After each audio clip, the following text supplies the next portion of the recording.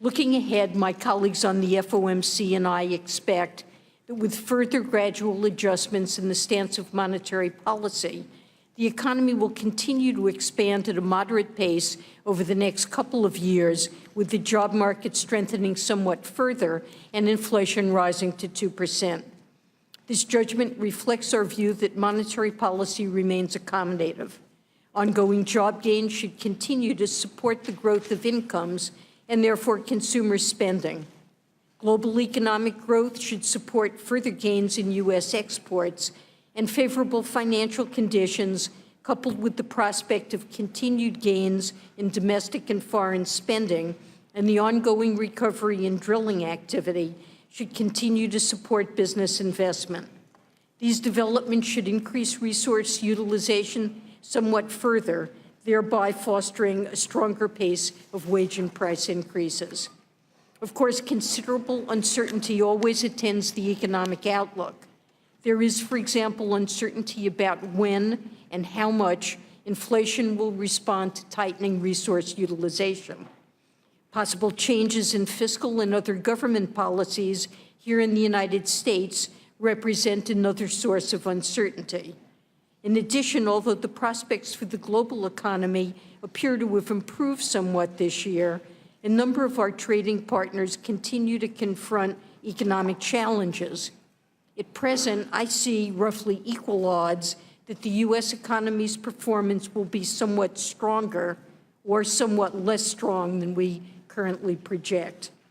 I will now turn to monetary policy. The FOMC seeks to foster maximum employment and price stability as required by law.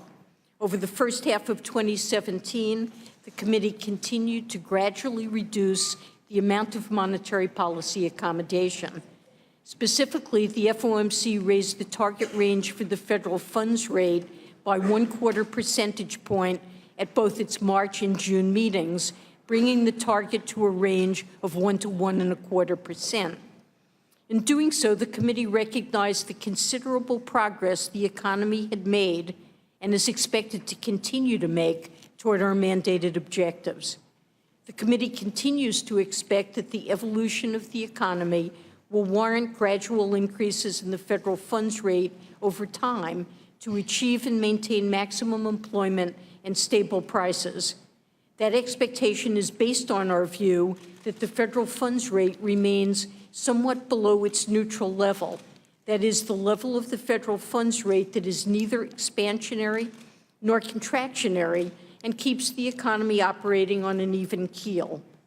Because the neutral rate is currently quite low by historical standards, the federal funds rate would not have to rise all that much further to get to a neutral policy stance.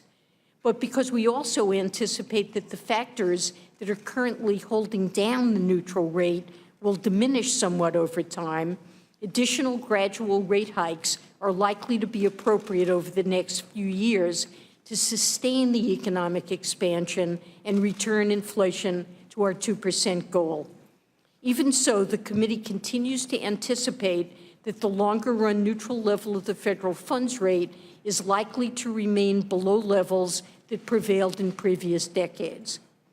As I noted earlier, the economic outlook is always subject to considerable uncertainty, and monetary policy is not on a preset course.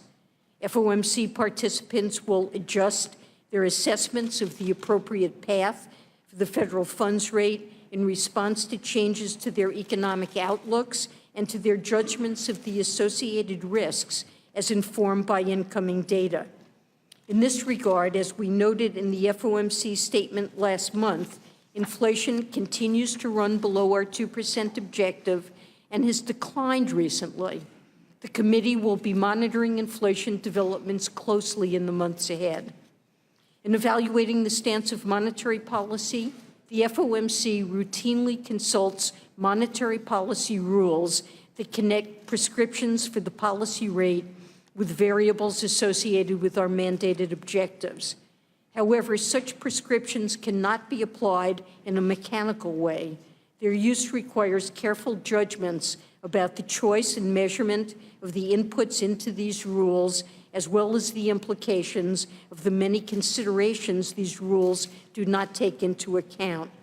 I would like to note the discussion of simple monetary policy rules and their role in the Federal Reserve's policy process that appears in our current monetary policy report.